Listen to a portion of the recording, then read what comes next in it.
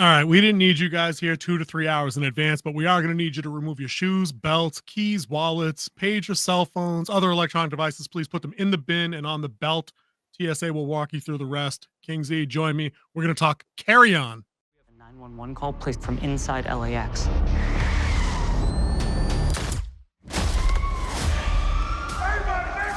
You killed him. I gave you some pretty simple rules. You got cute. I'd say you killed him. Carry On, not carrying. That's dead animal. Not carry on, wayward son, or anything like that. No, just please stop. Stop the line. Right. That was funny. Every time they hit that red button, I got a chuckle out of it. I'm like, that's kind of funny. Yeah, it is kind of funny. Yeah, so I think our title for the StreamYard file just kind of popped back into my head while we just got going here. Was this a hidden gem? Because I thought this came out this year. This came out last year. Oh, it says December though. So yeah, December. Okay. No, it's not old. It was newly released within just a little over a month now. Okay, cool. I thought when I pulled it up last night, when I threw it on finally, I noticed that it said 2024, but I didn't catch a month or a date. So I was like, oh snap, how did I miss this? Because I think this is a case where, when you sign into your streaming services, like I swear people say this all the time, that you see different things, like depending on your algorithm and what you've watched the most. I had no idea this movie was a thing. I've never heard of it. I think I saw it once after you said it. So thank you, Netflix, to listening into King Z and I talking on our Facebook Messenger. I'm pretty sure that's where you guys got the idea from, to put it in my feed, on my feed. Finally, it was the same thing with me too. Like it wasn't on my radar at all. And then my wife was like, "Have you seen the trailer for this Carry On movie on Netflix?" I'm like, "No," and then I still didn't see it. And then it was like, it was a couple of days later, she's like, "This is the one I was talking about." I'm like, "Okay." And then I watched the trailer and I'm like, "Okay, that does look interesting." And then I was injured here recently, right before the new year, or a little after the new year. Yeah. I hurt my hip. So she was taking care of me. I would be completely honest. She was taking care of me. And I'm like, "How about we watch Carry On?" And I did. And I'm like, man, I should have watched this when it first came out because it was pretty good. And we had a gap of coverage of content for a little while there in like late December, and this might have helped. That might not have been so bad. But let's jump right in. We're going to try something a little different.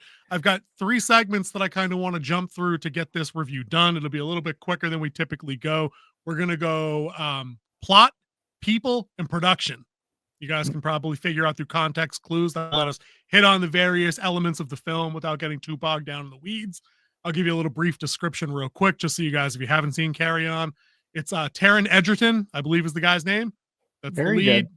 There we go. So I'm a little better with the names once I hear it, TSA agent, kind of a Johnny come lately, a little bit of a lovable loser type, has no ambitions because his life dream got shot down for sort of reasons that they don't really ever get into even during the end. But he's kind of just going through the motions. He's got an A-lister kind of girlfriend at the airport that he works at. She's moving up in the executive world. And lo and behold, because of shifting events and the fates and the sands of time and all that stuff, this dude gets stuck asking for a promotion on the one day it's going to put him in the one spot that's going to land him in the middle of a major like global terrorist conspiracy. It's very Tom Clancy, like street level Tom Clancy, I would say. Yeah. But as a movie, it made me think of all the movies that we used to go see in theater before superhero movies were a thing. I could totally see myself on a random Wednesday, going to a movie with a buddy to see this, or whichever the girlfriend was at the time. This would be the thing we would go see. If it wasn't a blockbuster night, it was this kind of movie. And I don't think we see these in theaters anymore. I just wanted to get your take on that before we jump into Carry On specifically. Yeah, and we still don't see it in theaters because it was on a streaming platform. Yeah, it was exactly that type of movie because it's the one you wouldn't go see at the theater. I would say like it would be at the bottom tier of the posters, and like you would see like a trailer for it like maybe like a week before it comes out. Wouldn't get that big of a push, but it would rack up in the home rental market. Oh, you're throwing it even further back. Yeah, I could see that for sure. It would definitely be one of those ones like, hey, here's something we could watch. It looks kind of interesting. A little action. Reading the back description on the case. This, little that. Look at the picture. Look at the front again. Look at the back again. 2 more laps around the store. There's nothing better. Fuck it. We're getting Carry On tonight. Everybody buckle up. We're getting Carry On, right? It also has like the names that carry it. Like it has Jason Bateman and it has I'm not going to try to say his name. Go ahead and say Taron Edgerton. Thank you. Nice. And yeah, so it has some named people in it. So like, yeah. And I would say you'd be glad that you did. Yeah, I think it's funny that we've moved away from movies like this at theater because, and I know streaming numbers are hard to come across sometimes when we talk about budget and things like that. But like outside of the one ridiculous car chase thing that I'm going to tear into in the plot part later, how did this movie cost them any money? You know, like that. This seems like the kind of thing you could make for a modest budget of, I don't know, what's a modest budget in 2025, like 120. Well, 150 to 200. That's still kind of modest, actually. That's what I mean. Is this like what movies go for now? Even if it's not the Incredible Hulk wall to wall for 2.5 hours, you know what I mean? Like if it's 200 million, that still seems like a lot to me. But whatever. Like you could make movies like this, and you could probably get your money back. Or if we still had something that wasn't streaming and we had physical media sales, that secondary market, like these movies still they're profitable at that point still. Yeah, But this would definitely be profitable in the second market. Right, that's what I'm saying. It would just take time. Like this isn't gonna blow anybody away, like Training Day or something like that. Where people are like, oh no, I mean, dude's gonna get an Oscar for this one for sure. Like, no, that's not this. This is all those 80s, 90s movies, early 2000s movies that you're like, oh, Michael Douglas is in this. He's a psychiatrist, and the asylum might be haunted because of a double murder. I think that was Gothica. I don't remember. Is that Gothica? No, that was the other one. That might have been Hush. I don't know. Whatever. Those movies. I think this would fall more in of a Steven Seagal Under Siege type movie. With minus all the, minus all the kung fu. Oh, yeah, the grab foo or the fake keto or the faux keto. Yeah, I wouldn't let dude hit me. That's all I'm saying. I don't give a fuck how fat he got. But either which way, he got into the keto. Yeah, he got it. He should have got on the keto. Maybe that might have changed some things. It's some real keto. But anyway, maybe some cardio. It couldn't have hurt, dude. Maybe just some portion control. You need a black belt in portion control. Would have done him right. But let's do plot first. So plot wise, like I said, it's this dude. He's on the job. He asked his boss for a promotion because the girlfriend's kind of pressuring him a little bit. And she seemed great. Like I liked her vibe as like the girlfriend character. Let me just say. Yeah, it wasn't like a naggy type. No. It's more of a supportive. She wants you get the best, your best life forward type thing. Right. We got a baby on the way, and he's like, "Oh yeah, I figure we're gonna need things, and things cost money. I got to step my game up. Okay, this and that." And I'll say, and just as an aside for the other characters, I didn't get like any bitchy character vibes in this at all. Like his best friends were on the job. They all got along. There was some good old fashioned razzing that went on between a couple of like the little support characters. And I'm like, okay, so you guys can still make movies like that. Okay. Like that works. Where you could have a little levity that doesn't take you out of the story. Nope. And I think that they place good. They cast well. Like they got, what's his name from Breaking Bad? I can never remember his name. The DEA agent, Hank. They got Hank from Breaking Bad to be the TSA supervisor. And I'm like, boom, perfect cast. Instantly, I like this. You know what I mean? That was actually one of my favorite things when he was talking about his promotion. He's like, "You written out, didn't you? Let me see your phone." Yep. Let me see your phone. It's dude. He's that guy. He plays himself in everything he's in, and it works. Like the casting department got him to pay him to be him. Yes. You know, because it just works. Did you notice that the bad guy's accomplice was a psychiatrist from the Penguin? Yes. Does that guy ever play a good guy? No, the answer is no. He's the anti-Hank. He's anti-Hank. We'll just leave it at that. All right. So your boy Taron Edgerton's on the job. He swaps out for a guy that was going to be a mark for the terrorist who was going to try to get a bag passed through security. There's a bit of a mystery that goes on for a good chunk of the movie about what's in the bag. They never really tell you until you hit that hard halfway point. So but if you've seen these movies, you're like, it's a bomb. It's a bomb type. It's probably not cash. They're probably not moving drugs. It's something deadly, and then they get into the specifics of it. And I'm like, okay, it's super VX gas from The Rock. And there was an infographic on the screen at one point where it was like 8 times deadlier than VX gas. I'm like, come on.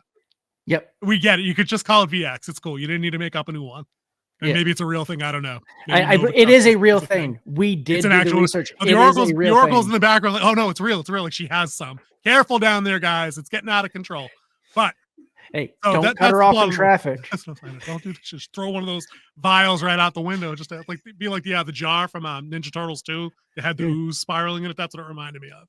I thought that was kind of cool. But so we get a whole back and forth and a lot of cat and mouse. They do a lot of the tropey stuff that you figure like a Mission Impossible movie would kind of do.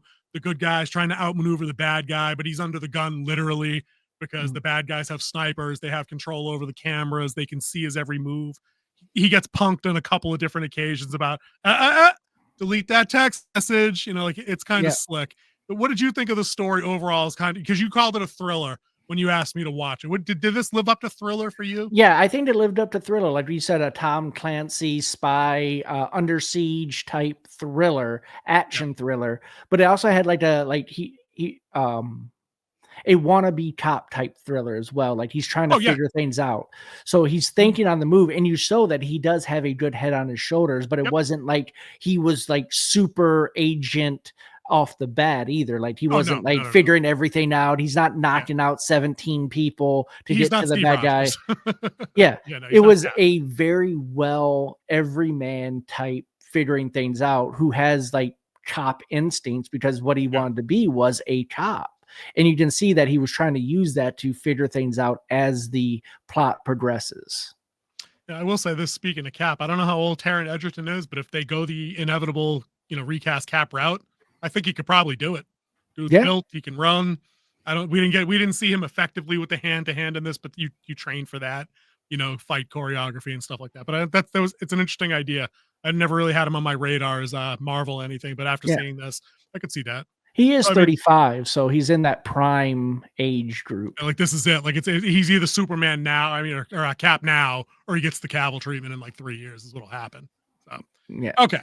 So that's the plot kind of in a nutshell. It gets resolved, as you guys probably would figure this kind of movie gets resolved, but I won't spoil the specifics of that here for this review. Why don't we jump into people?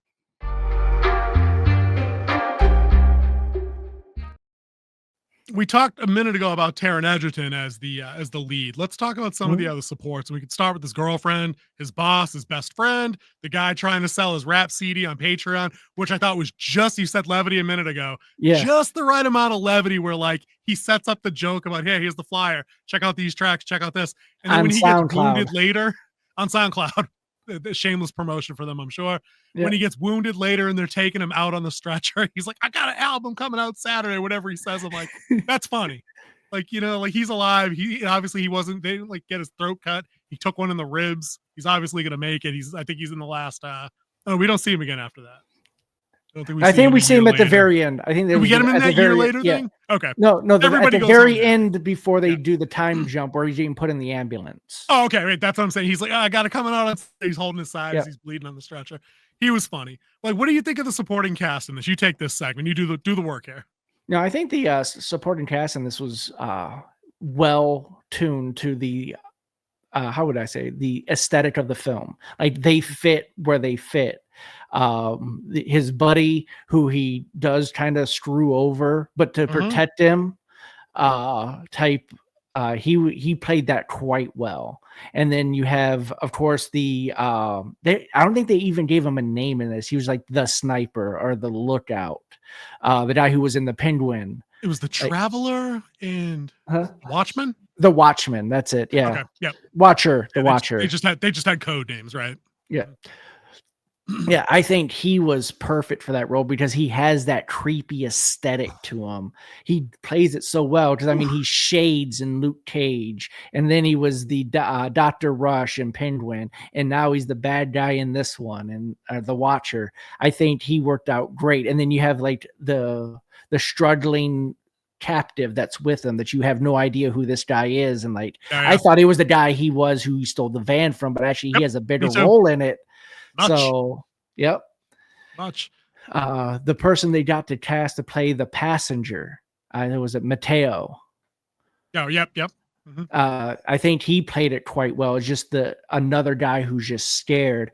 There's so many different layers to it, and each character brought another layer to the story, and the story itself played well into the supporting cast. And then having the one set of an airport traveling during the holidays is the perfect amount of chaos. Like a lot of the passengers were funny. Like they had the interactions where he was like, will you shut up? And he's like, I didn't say anything. or when his buddy's playing the game with like getting all the passes. What are we gonna do? We're gonna put it in the bin. I'm like, this is actually kind of funny because they hammed it up and they juxtaposed it versus other TSA agents that were struggling to move people through, and they got all the pissy passengers. So it was just the right amount of funny to offset, and I thought it was really done well. We should have talked about that more in the plot side, because you were just talking about Mateo and the guy in the van, and I'm like, you know what? There were like two or three kind of mini subplots that actually did add a bunch of layer and depth. And like, holy crap, Taron just figured out that Mateo, who's moving the bag through security, he's actually a hostage too. He's got an earpiece too. He's actually being played as well. And then they get played off of each other.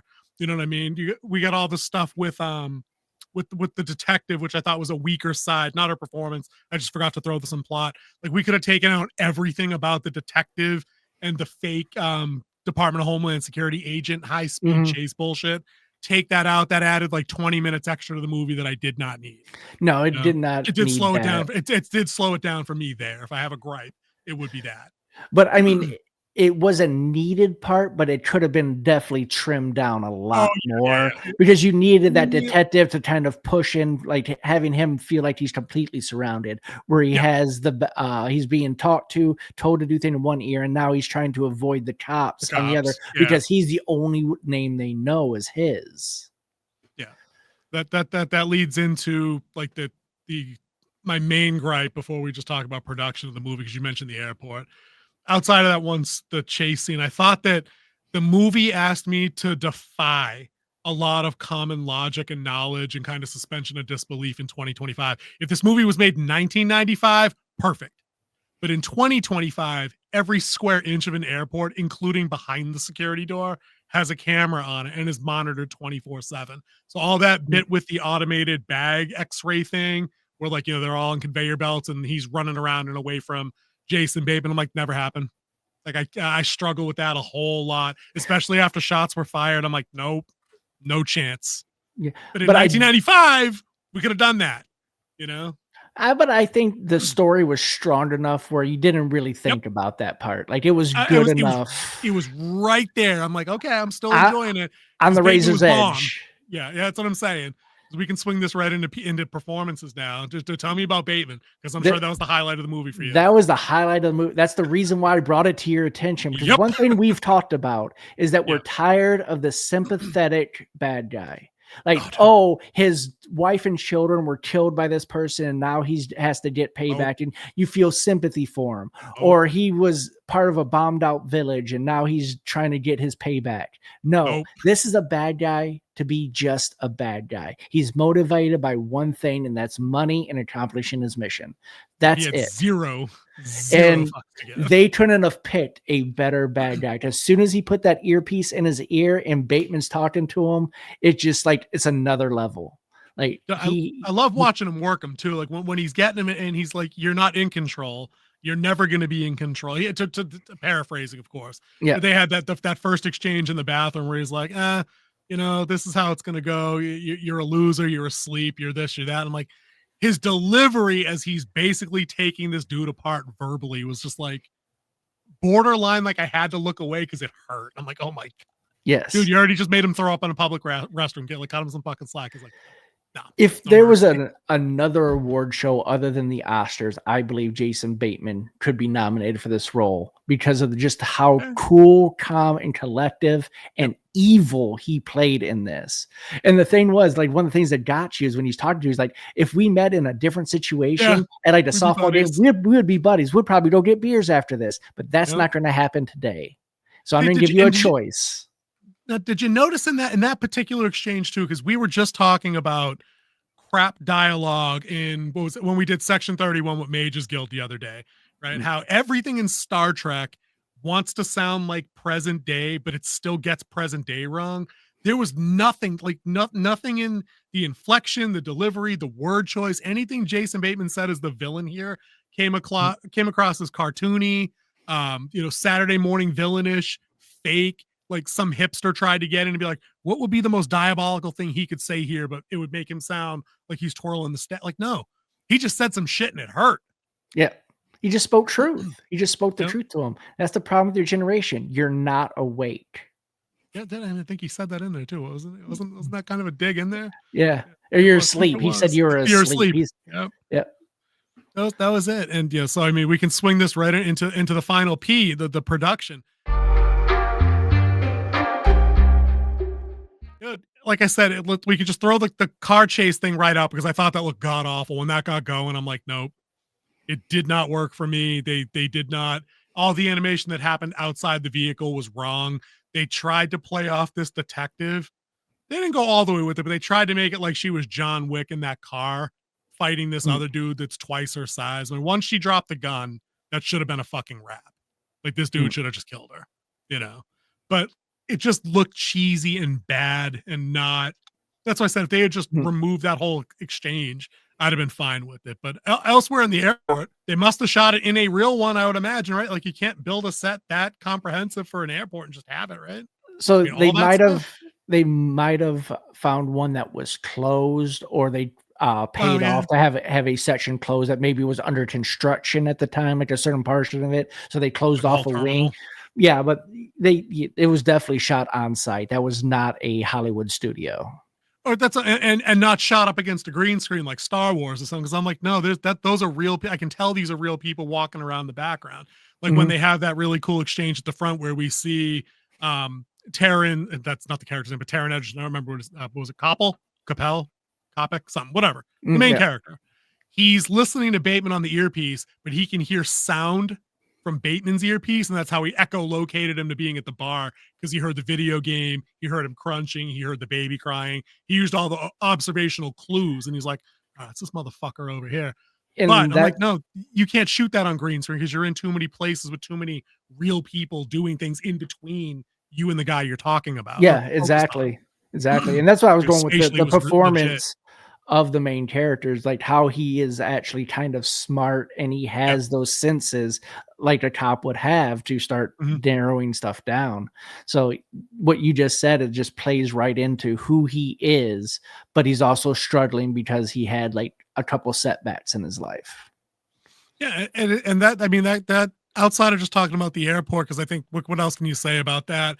You know, like that when they're on the plane, that looked legit. When they're in the cargo hold, that looked legit. When they're in the, I don't know what it's probably called in the airport, probably has a technical term, but they're in the security office area doing their mission briefing for the day with the whiteboard and who's assigned where. That all looked good to me. Like I didn't see any boom shadows or any mics hanging in or anything that would like annoy me and be like, why is there a Dunkin' Donuts cup that obviously isn't anybody's, but it's like on the floor and you know what I mean? Like it's just nothing like Game of Thrones. Yeah, when it comes with the boom mic and the lighting of that takes there is a lot that goes into that to find where the boom mic guy can actually stand. The poor guy was probably hiding behind a fern with a little handheld mic. The video does the sound guy wrong. I'm just going to let you know that if you're the boom op, you are the hero of the set because you have to find the perfect place to stand where your arm's not in the shot, the mic is in the shot, and you're not in the shot. Yeah, and if you shoot wide, it just like back it in, fellas. We're heading home for the day. No, I think that all the production side stuff, I don't have any gripes with any of that. You know, they didn't do anything weird on the like with any of like the fight choices or like the shooting stuff. Where I'm like, okay, he shot Edgerton 63 times in the chest, and he's getting up and he's rocking like he is Cap. I'm like, no, that didn't happen. I guess maybe when the guy in the van uses the Barrett 50 cal to like destroy the Watchman at close range firing from the hip. Maybe that might have killed him. I don't know. The guy shooting it might have lost some ribs on the recoil. I don't know. I'm not an expert, but still. But if I had one more thing that I wanted to point out that I enjoyed about the movie, then I'll give it to you, and then we can do our final scores. It's an effective look at how you set up small characters to be likable and enjoyable and do that setup and payoff thing. You know, the guy that his supervisor that he screws over by pouring the alcohol in the coffee cup, like his buddy, that hurts because we had seen that character recommend him for a promotion earlier in the movie. Yeah, and then gave up his spot when he didn't get it. Right. That's what I'm saying.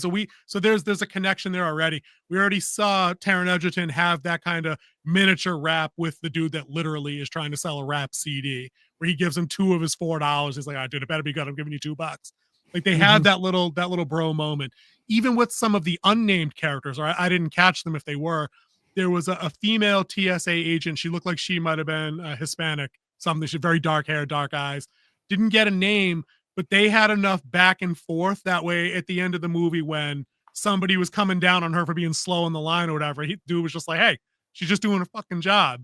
And then she smiles and he smiles. I'm like, oh, that all works because they had set up you only needed that much, guys, and they delivered. And I feel like other things just don't get that basic building block. Very true. Very true. I think this movie hits on a lot of good points. There are, of course, shortcomings like you brought up, but as an overall movie compared to a lot of what's being made today, I think this was one of the better ones Netflix has put out in a long time. Oh, dude, all my stuff is completely forgivable in the context of this movie. Even that its runtime felt a little bloated because of some of that stuff in the middle. None of it detracted from my entertainment of the final product at all. Like none of it. And then, of course, there's the Bateman. Right, which was always a way to watch when he's operating. Maybe this is like a late career push for him where he's going to do more of these roles, where he's slipping into some Hannibal Lecter, evil, calm, cool, and collected, non-action star stuff. Moving away from the comedy and more into these Right. serious roles. And like I heard, like, based on what his performance was, this is more of how he was in Ozark. So I have to go back and watch Ozark. Yeah. So I think Mrs. Wolf might have just started that, so maybe I'll go upstairs and ask her about that, because then maybe I will follow suit and we can talk about that. But let's wrap this up. Give me a final score. Let's keep it simple. Let's go with a 10 scale here. Nothing 10 scale? creative. All right. So I would go with 7.5 to 8, right around there. Like it's not something stellar, but it's a good movie that you will enjoy.